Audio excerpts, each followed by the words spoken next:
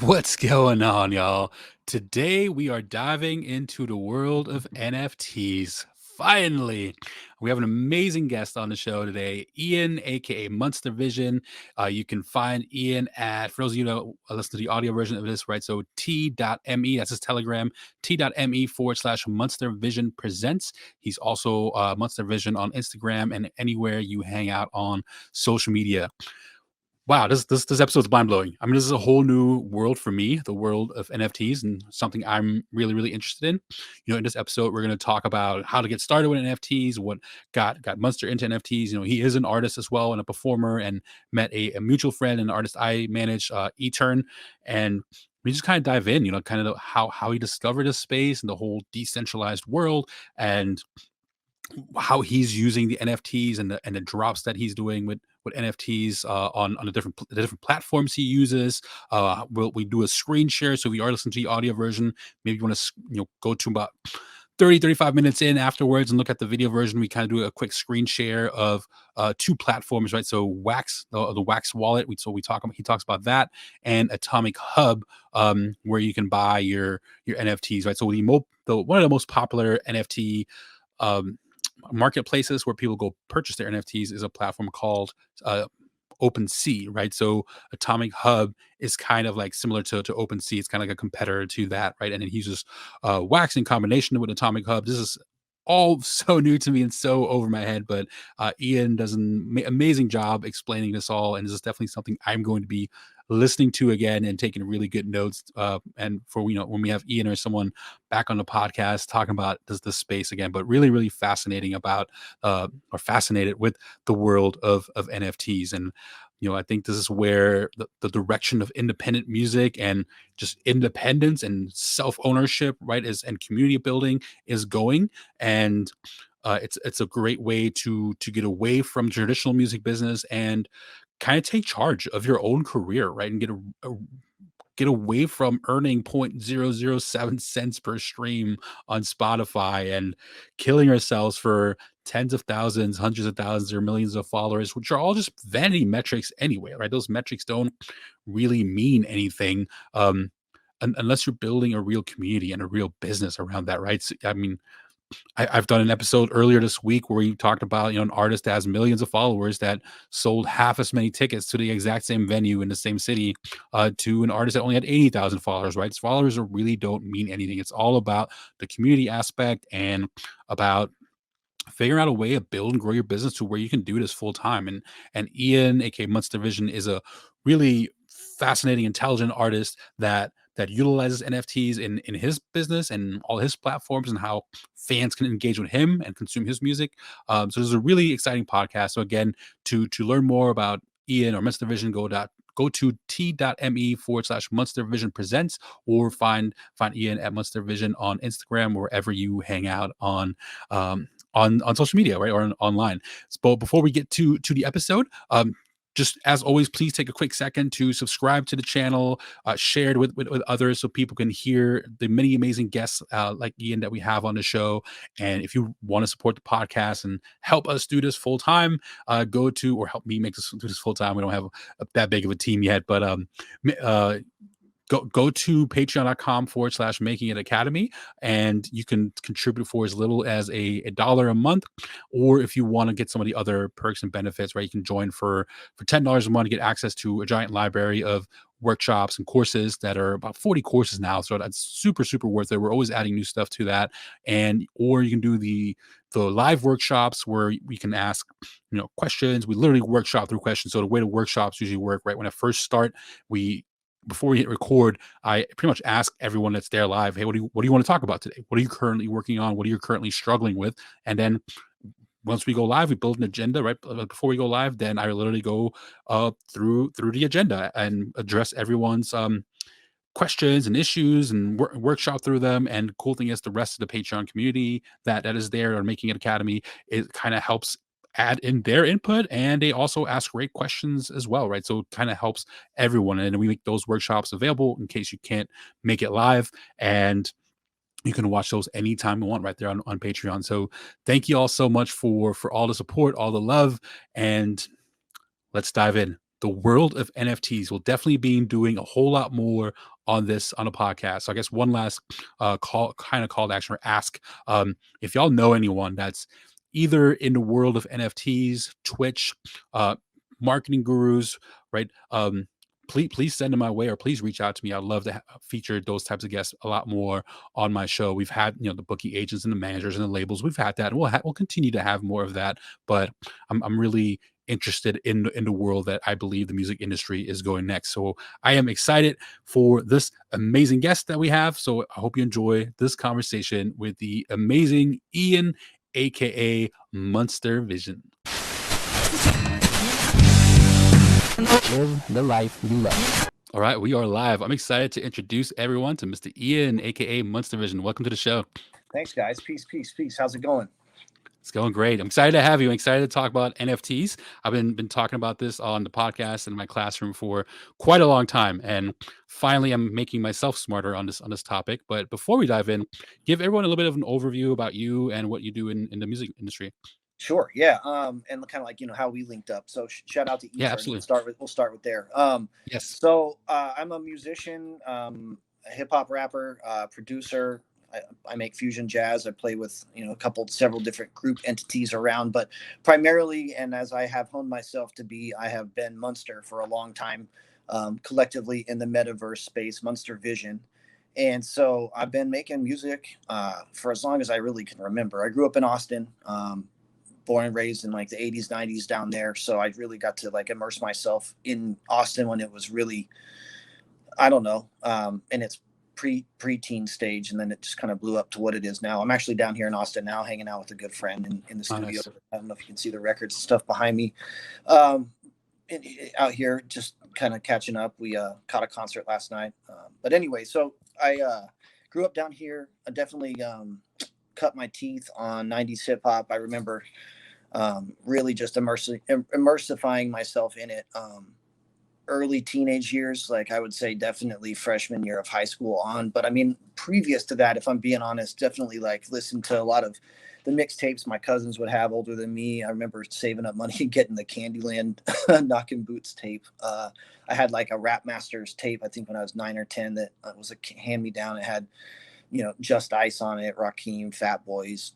I don't know. It was just, so I kind of idolized hip hop for a long time, but I really dove in and started taking up styles and understanding crafts of application when I found the Blowed in my like sophomore, junior year of high school. And so from there, it blossomed into just learning all of the different styles and becoming really adept at freestyling and really leaning in on a lot of West Coast hip hop, but a lot of staples from the East, of course, as well. And just crafting myself into who I became as Munster, learning as Ian, of course, who I am myself always, but kind of becoming Munster through just learning hip hop and being it and breathing it and going to shows and joining battles and being a part of the community. And that's what's led me, I think, to using that word community a lot, leaning into it, and led me into this NFT space that I think we're going to dive into. But that's the kind of the long-winded overview of who I am as Munster. I'm a hip hop artist. I perform as Munster. I am kind of an entity as MunsterVision in the kind of, larger metaverse out there with Graffiti Kings and some different Telegram groups I'm in, and just kind of the branding I'm creating. I'm trying to leave more than just myself. It's not really about me. It never is. It's we over me. That's sort of my mantra and my modus operandi, if you will. So that's why I've got a group, and I think we'll talk about it a little bit in here, called MunsterVision Presents.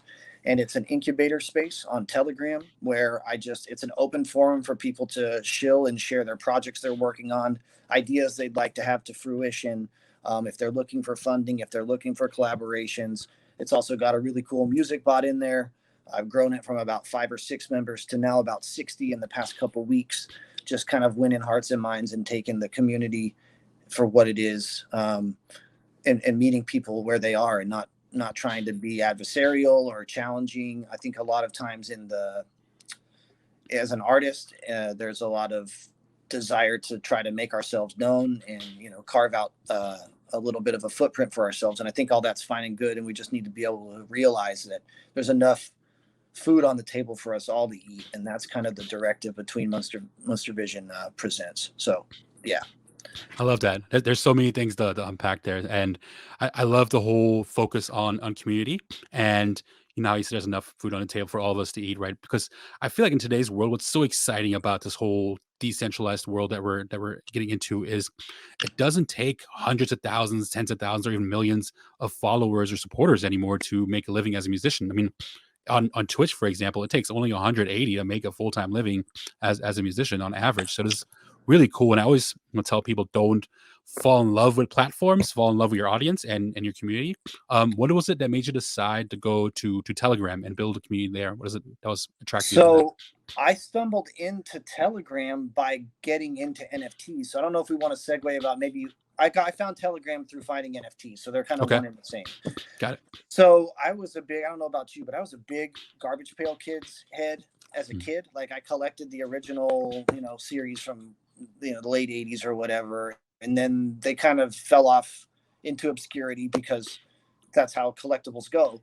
And Right. then I remember when I was in college, mid 2000s, someone brought up Garbage Pail Kids again, and I hadn't thought about them in 15 years. So fast forward to 2020, and I'm starting to learn about NFTs. I'm certainly a little bit into the crypto space at that point. So I'd say I got into DeFi and into decentralization end of 2019 through my good buddy Lex Lewis, who's a Ethereum guru and day trader in crypto. And just, I remember, a sit down we had back in 2019 talking about the direction he saw music going, talking about NFTs before they were really NFTs, but explaining to me the value of verified transactions on a blockchain and kind of planting that sovereignty and empowerment back into the artist's hands. And that really struck with me. And so even though I wasn't ready that day to like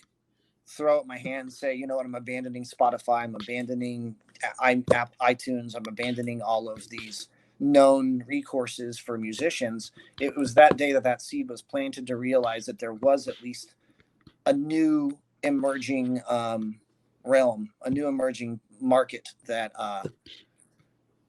would cover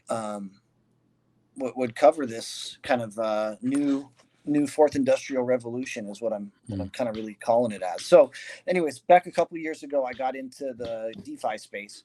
And so then I started learning about NFTs, non-fungible token. What the heck does that even mean? Is that like some kind of mushroom that you eat? Like what is that? And so once I realized learning what it meant is basically taking a digital asset in this case, and creating unindemnifiable information that gets embedded into that asset when it's created and minted and held on a blockchain. And so, real crash course on blockchain. What I mean by that is basically a node to node system and structure that verifies transaction hashes that are created to ensure that there is not duplicate entries or alternate creations outside of each unique entity. And so when you take an asset like a piece of art that in itself is valuable, and then you're able to embed data that is not destructible, it's not editable, it is not changeable once it's created, you therefore create a unique attribute to that asset. And so then that unique attribute comes into play with scarcity economics, etc. So that's what an NFT is, like in a very quick nutshell. So I was like combining my knowledge with DeFi and with crypto and how those transactions occur, and then considering how assets are exchanged. Modern art in modern art trade is often done with, a visual image of the art. A purchaser says, I liked it. A price is agreed upon, and then the exchange occurs. But outside of that, one never knows where the art goes. And the way I look at it for a musician is, you might think about Bandcamp. You have product out there on Bandcamp. You have albums out there, singles, whatever it may be. You have a price point, and you sell that art to an agreed upon buyer for an agreed upon price. But beyond that, you really don't know where your art goes. So there's sort of an onion level effect when you start thinking about being able to think about unique attributes to an asset that's trackable and traceable and known at all times what the whereabouts and kind of ownership are of that asset once it's created. So back to Garbage Pail Kids. I found out they had released a new line called Food Fight in 2021, I believe. And they had physical redemption cards inside of the collector's boxes. So like you could buy a collector's tin, and if you bought one, you're guaranteed inside one of those packs to have a QR code that was redeemable on a website the top said set up. That back end had you sign up for what we will talk about in a second called a wax wallet. So once you had the wallet set up, you would redeem this QR code you'd scratch off, and it would present you with 3 NFTs. So my very first NFT experience was with Garbage Pail Kids. I sent in the QR code, I scratched it off, and all of a sudden, bam, I had this really cool moving art that matched up with the series of physical cards I had in my hands. And it just like the moment clicked, the light bulb went off, and I was just like, okay, these two realms are augmenting. You know, you hear about virtual reality and augmented reality.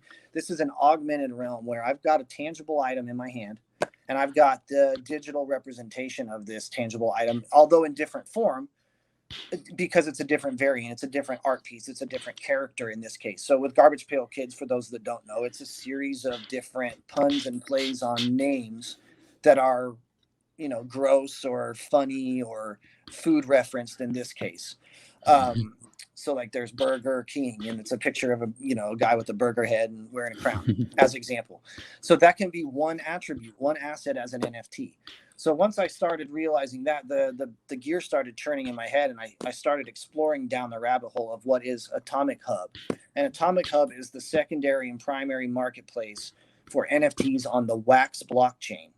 And the Wax blockchain is a blockchain that is encompassed with a series of gamified NFTs, really amazing art NFTs, NFTs that yield a certain return of coin, of tokenomics. So tokenomics is the back end utility or economy coin that is associated to a project that collectors can yield by simply just holding on to art. So when you go and buy art at a normal, let's say an art fair, or you go to an art gallery, again, once you have that asset, it is yours and you can do with it what you please. But at the same time, other than gaining passive wealth through scarcity economics, which is also in play, there's not really much use case to that art. And a lot of what we're seeing in the NFT space is people want use case. Well, what's the utility behind what I'm investing into?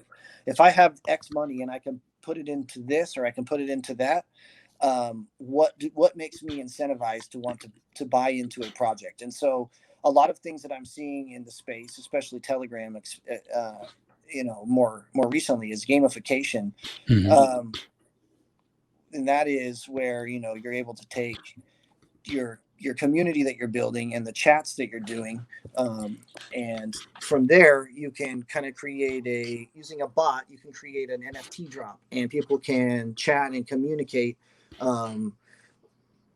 based on a series of parameters.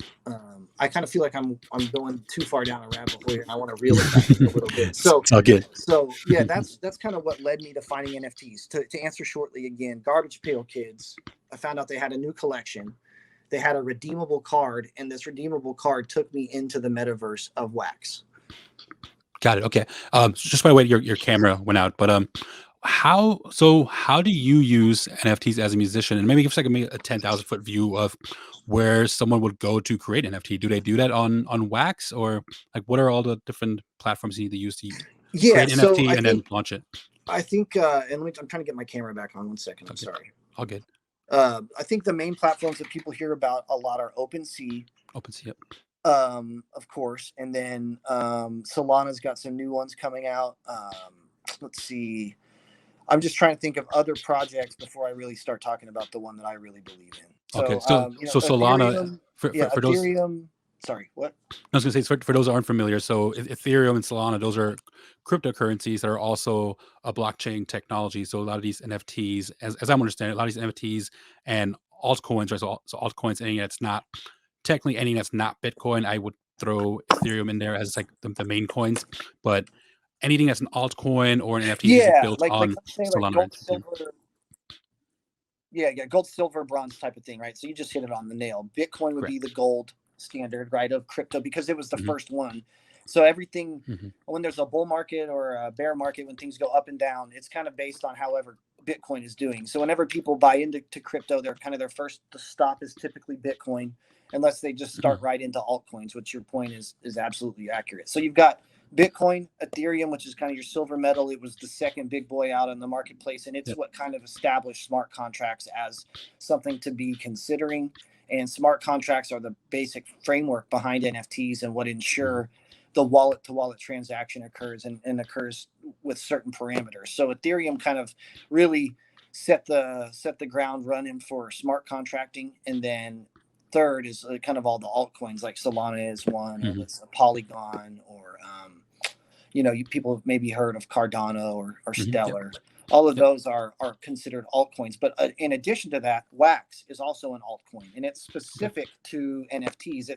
It's a coin that is specifically built around blockchain technology that is, if not carbon neutral, carbon positive, meaning at the very least, every bit of energy that's consumed on Wax is offset.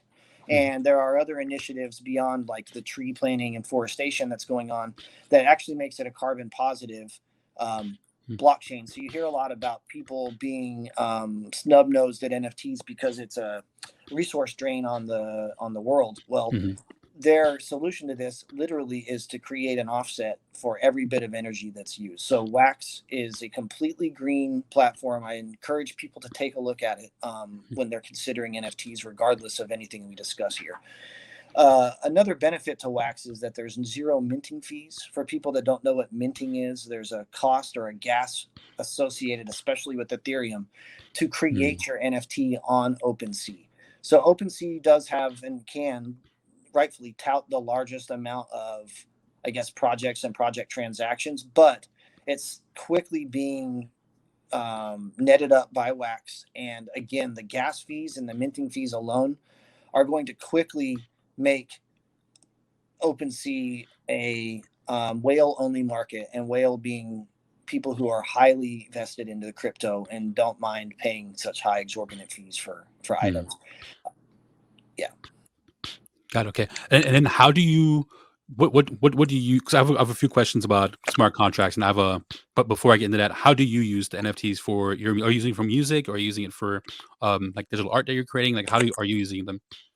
Personally, I have 3 music drops out. They're all on Wax that are through collaborative projects, through people that I've met on Telegram of all places. Mm, There are several artist initiative or music artist initiative creative projects out there that are being kind of openly developed and worked on. But I have 2 drops out on a project that's known as Kate, CAIT, okay. and that is a team of collaborative artists. It's a collaborative artist initiative nonprofit based out of Canada, and they focus on weekly music drops alongside really neat token mechanics. What that means for people that aren't in this space is creating really new and unique ways to have a purpose when a new cryptocurrency is created. Much like a stock, you want to know why you're investing into a stock. What is it Mm, going to yield? What's the company behind it? So think of it as that, like, what is the tokenomic behind the coin as it's minted? What is the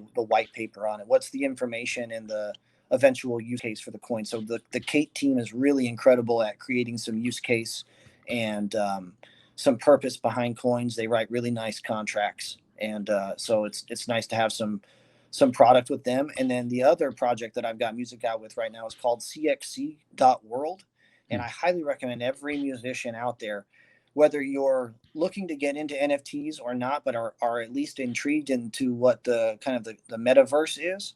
So if you were to go right now to log into cxc.world, you would see a large map and basically little dots that indicate where artists have staked their claim as to the music was created here type of scenario. mm, And so with CXC World, artists can take their Spotify, SoundCloud, YouTube, and maybe Bandcamp, don't quote me on that, links, and you can place it on the map, on the globe, where your music was created. You hyperlink the link to it, and people that are searching for your music all across the world, all across the metaverse, if you will. And I keep using that word because it's Mhm. important. Have the ability to find your work. And this isn't where you have to NFT your work. This is taking the links as is and putting it up into a realm where you can start earning a crypto coin by just promoting your work and getting people to go up and big ups your music. You'll get rewarded in a coin space if you sync your wallet. So there is an incentivization to want to get into the crypto universe, Mhm. like by getting your wallet synced, but by no means is it necessary. So I think it's a nice lead point for artists to kind of get their feet wet with getting their music into a different realm and getting it heard by people that are in the crypto space and are into NFTs that may be looking to adopt that. Mhm. And why should artists, I guess, what's your pitch to artists? Why should they release their music this way, like through as NFTs in the crypto space versus the traditional route as putting it on Spotify, Apple Music, and all that? I don't. I don't You think you know? should do one or the other. They're Right. not apples to apples. Ones are apples and ones are oranges. I think that much like Bandcamp, Mhm. releasing your music with a project platform that is in an NFT space, um, it just creates a level of sovereignty and ownership and generational ownership through Mhm. royalties, through the smart contract that Mhm. allow for the artist to create more of a common ground, I think, from the labels. And not Mhm. to say that, and when I say labels, I don't mean independent labels. I mean label entities like the machine, right? Like Right. the record industry labels themselves Mhm. have a big payola agreement Yeah. with Spotify, with iTunes, with Pandora, with all of those streaming sites. And so the advertising bucks really just goes right back into their pockets. And while we scrape some nominal amount off, and I love to tout numbers and it's great to Mhm. see people streaming, and I think you start to realize though very quickly where the value add is, and that means to be said. It's in merch, it's in tangibility, it's in exchanging with your audience, it's in engaging with them. And so none of that is possible with Spotify. None of that is Right. possible with Apple Music. Those are conveniences, and I use them. And I've got a Spotify premium account, and I see the value to it. However, I don't see the value in exclusively relying on streaming income to Yeah. be an artist's level of retention. So Mhm. um, to um, to Just put so, your so, music so out. sorry to cut in real quick. To cut you off, but yeah, to make a living off of 0.007 cents per stream, right? For one, is really challenging. And then, just for the listeners, you mentioned payola. So for anyone that hasn't heard that term before, it's something that happened in radio a lot. That's technically illegal. In at least in the United States and other countries, it's happening like crazy.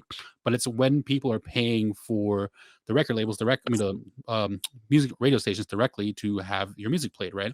And there's ways around that for the labels. And I have a story about that I can share maybe another time. But on Spotify and the streaming platforms, there are no laws. So these record labels are just dumping a ton of money into these platforms, make it almost impossible for the independent artists to compete. And that's pretty much what PAYOLA is. Just wanted to Yeah, and it put it. also forces independent artists into scams, schemes, pyramid Yeah. situations where they are dumping money monthly into essentially worthless campaigns because once those streams are vetted, they're vetted as fraudulent. People can get their music taken Hmm. down.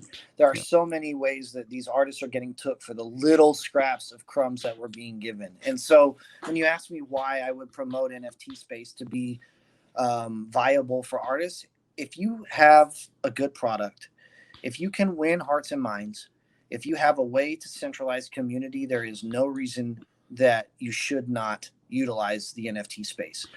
Because using platforms like Discord, using platforms like Telegram, getting in there, talking to people about who you are, meeting people for who they are, meeting people where they are, where they stand, Yep. and realizing that this world is much larger than just a few streaming sites, you start to realize that you can gain traction just by being authentic. Hmm. So, for my example, like I said, I've got 3 drops out. I've pushed over 500 units of NFTs. I'm not egregious in what I'm setting these entry barrier points at, though. I mean, I think that's one thing that people need to be cautious about. There's the Tory Lanes out there talking about, these are flipping for hundreds of thousands of dollars, which did get vetted as to be false, anyways. But Hmm. the key to me, and the key to me as an artist, is if you think about a single on iTunes. I think my camera's about to go off for a second again, but I'm still Okay. talking. No The worries. the key the key for like having a product on iTunes is uh, being able to sell it for 99 cents. Let's say that for one. Mhm. That's just one example. But if I set an NFT, for example, to like say a $2 price point, right, on Wax, and I Mhm. have people go to my link or go to the drop link through Nifty Blocks or through Atomic Hub, etc., and they spend that same money that they would spend on that single, I now have, you know, created a dedicated space to interact with that new fan. I'm able to know if that transaction is held because, once it's in someone's wallet, all of the great thing about DeFi space and decentralization is there's no hiding it, right? Mhm. It's all wallet to wallet transactions. And so I may not know who my fan is on the other side of the computer, but I can know through wallet transactions just what's occurred with my art as I'm creating it. So I, as the artist, know kind of what market's being set for resale. Like, so I can know that if I drop my, like I said, I dropped my latest drop for about $2, which is like 8 lakhs. I think the cheapest on the secondary market right now is 25 or 30. So it's 3 or 4x. And depending on how you write in the royalties to your smart contract, you can set, up to X percentage to get returned back to you as the project creator. So every time that NFT is sold and transferred, you're getting 15, 20% back to you, scraped right off the top as that transaction occurs. And all of it's not like it's back end, it's front end, it's node, it's stated in the template information, X amount percentage of this, NFT goes back to the project, etc. So Mhm. it's a way to generate royalties for time and time and time to come. As long as your product is viable, and that's where I go back to, as long as your product is good and you have something you can stand behind and you believe in it, then putting your product out as an NFT is an absolute, because again, you're taking the power back. You're empowering yourself to know where your music is going, what is happening with it. Again, even something as wonderful as Bandcamp, and I love Bandcamp. I use it. I promote people to selling my products there. Once it's done, it's done. It's a one-time transaction, and that is not the case with NFTs. And so I think Mhm. it'll lead to what I imagine you might be wanting to know, or audience members might be wanting to know, or artists. Well, sure, but on Bandcamp I can sell my records. On Bandcamp I can sell my hoodies. On Bandcamp I can sell my CDs. The beautiful thing about minting an NFT again is you own the asset. You're creating the asset. So whatever that asset may be, in the front end space, like what I'm talking about, it's been a couple music videos and a cool digital piece of art that all Mhm. have my music embedded into them. But I could take a physical record and have an image of that physical record, charge the price of entry that I need, same cost of a record on Bandcamp, Mhm. create what's called a merch mint, and those people can hold on to that NFT in their wallet. It could go up in value. It could become more valuable as an NFT than actually holding the physical product. But at any point in time, they could decide to burn that NFT. And then once they burn it, they redeem it through a Google form, whatever that redemption choice is as the artist. And then they receive that product. So it's just a new way. This is a new tool and an artist tool set, especially an independent artist tool set, to create a pathway of revenue that is sovereign. Mhm. Let me ask you about those smart contracts. I have a very specific question on that. But before I get to that one, because you mentioned it a few times, when you're writing your smart contract, what kinds of things should artists? I guess there just a form that you fill out, or is there certain things that artists need to know when they're creating a smart contract? I would What do we need to know? advise artists to not ever try to do their own smart contract. Okay. I would work with a collaborative project and see that there's a win-win in the learning opportunity to understand smart contracting. If you Mhm. already know them and you already understand crypto, by all means, do your drop on your own. But there are so many collaborative projects out there in space and out there in Telegram, out there in Discord, that are actively looking for artists right now Mhm. to collaborate with them to get projects out. And the smart contracts are already written. But Mhm. to answer your question specifically, yes. I mean, there are general smart contract step by step creation mint protocols inside Mhm. of the Wax platform, which is where I've minted my NFTs. So Mhm. it's a walkthrough and everything is explained to you as you create the smart contract. You set your percentages up, you set your secondary market expectations up as far as what will get returned back to you as the project, what percent goes back to the marketplace, etc. And then you embed the data. You can tell it, okay, this can be transferred, this can't be transferred. So the unique thing about an NFT as well is if you don't want this thing to be, if you're doing a one-of-one mint that's a unique piece and you want one person to own it for all times, then you can create it as non-transferable. And so once it's, that basically makes it a fungible token, and it's locked in and it's yours, and it cannot be sent to another wallet. It's just an owned asset at that point, a locked in asset. So that's another aspect of the smart contract itself. So the part that I'm really interested in, and I don't know if this is being done yet. I started talking about this in class as a potential opportunity in the future. And the other day I heard Gary Vee talking about this, and I was like, okay, must be a thing. So kind of as a way of eliminating the record label, right? So instead of the label owning the master, what is it possible to, let's say, take 20% of your masters, right? And kind of doing a combo, doing an NFT and maybe putting it out there on YouTube, Spotify, wherever else, selling vinyl, whatever. But the 20% of the master, maybe breaking it up into 1% pieces or tokens, however is, and then people can buy those tokens and actually own your masters. You're giving absolutely. up, yeah. And then whenever that, song makes money, right? Those people that own the masters, they'll make money too. So they're actually incentivized to promote the single. Is that something that's already being done? Yes. So short answer, yes. You're saying basically it's called fractionalized NFTs. Yep. And it's basically owning a fraction of ownership of the whole product. So someone, the artist in this case, owns all of the masters. They fractionally sell portions of that people can own, and then based on some 0.25 whatever percent return on the overall sales or numbers or yielded return on the record, whoever owns that percent of that split of that royalty on the smart contract would get that, would be owed that amount of pay. But once you're talking smart contract, it's on a blockchain, so then it's on that cryptocurrency. So then your yield is going to be in that cryptocurrency, unless you, well, this is layered. Unless within your contract, you could peg it to like a stable coin, a USDT, a USDC that's always set at the dollar, so that whatever crypto you get in on the sales through the smart contracting gets swapped for whatever that rate is in exchange for the dollar at that time. So yes, there's a way to write into the smart contract using an arbitrage scenario that will say, if this, then that, would return you X amount of percentage in fiat dollars if you didn't want the crypto. Right.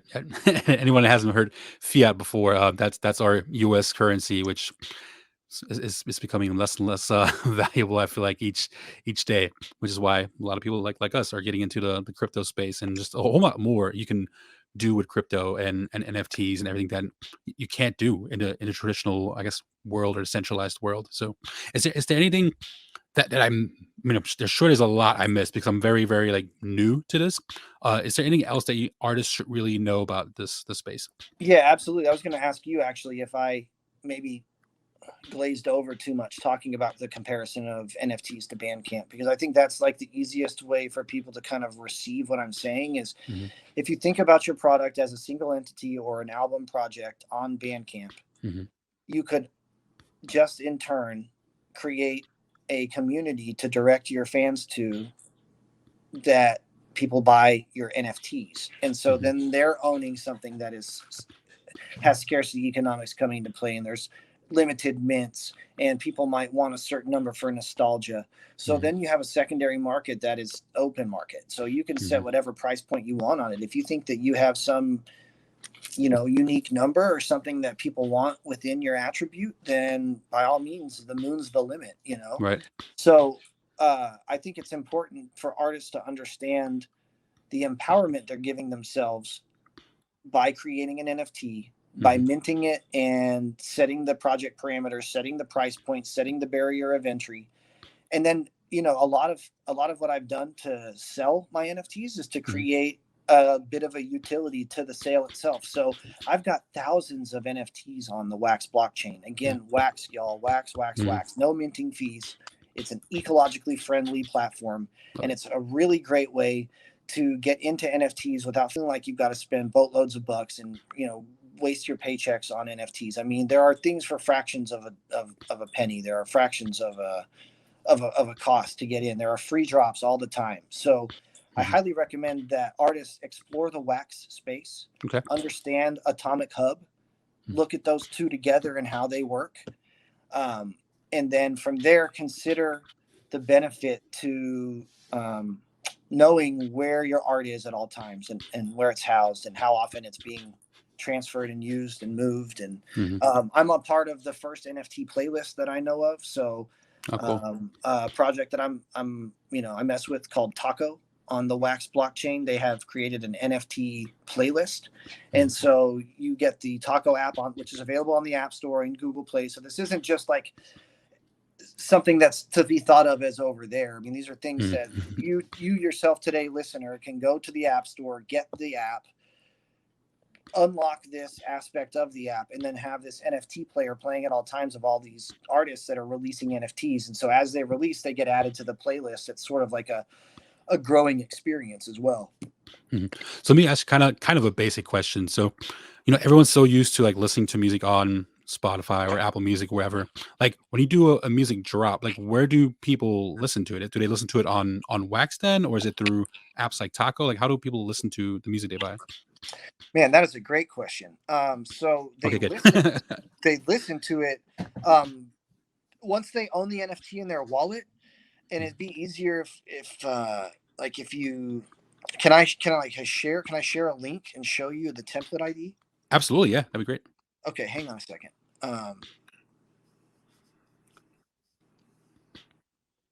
I'm pulling it up right now. Cool. And then as you're pulling it up, is Wax then also a coin that you can buy on absolutely. Coinbase or Binance?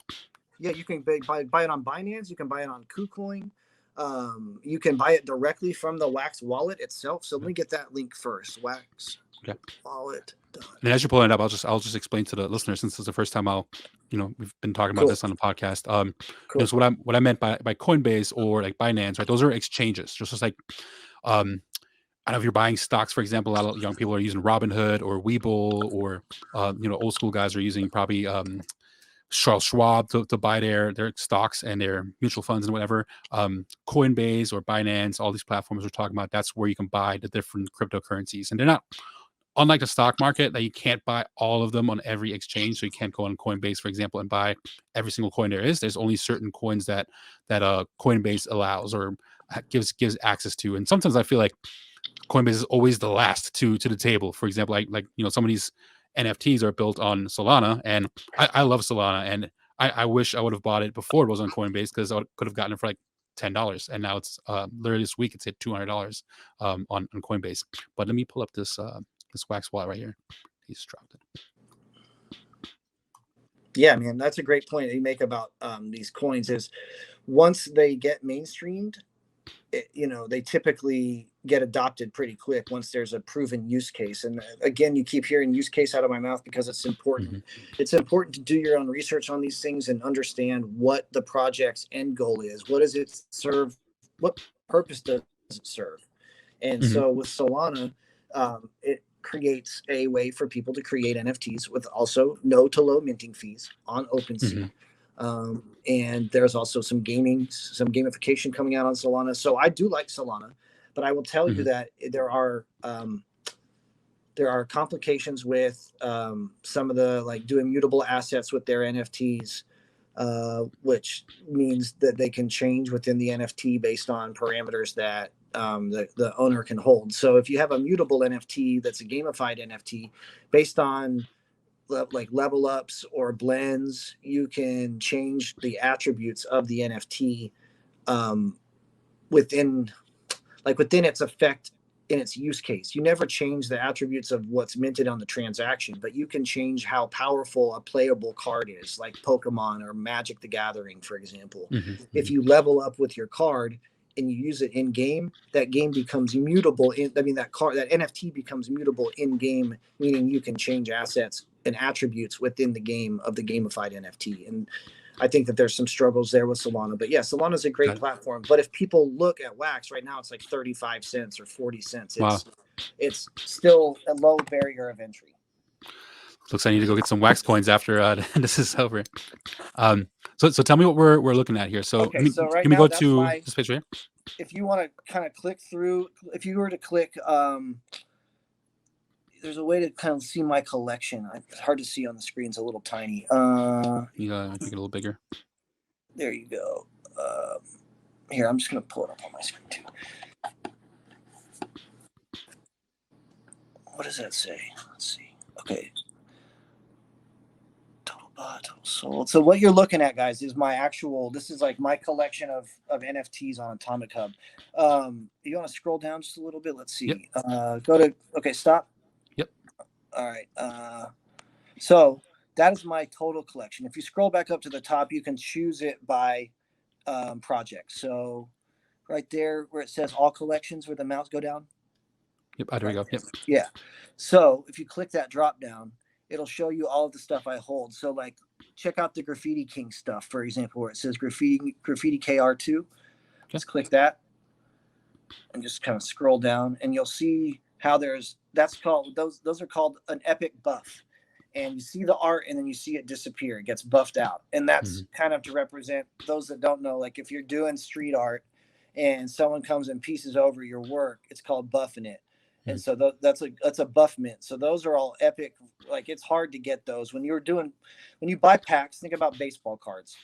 So you try to get these rookie cards or the foil cards or the hologram cards. Those act in the same sense that when you're opening these pack rips, there's different scarcities and different variances of the same art. And so there might only be 100 minted or so of the epic buffs and the 100,000 of the common versions of the same piece.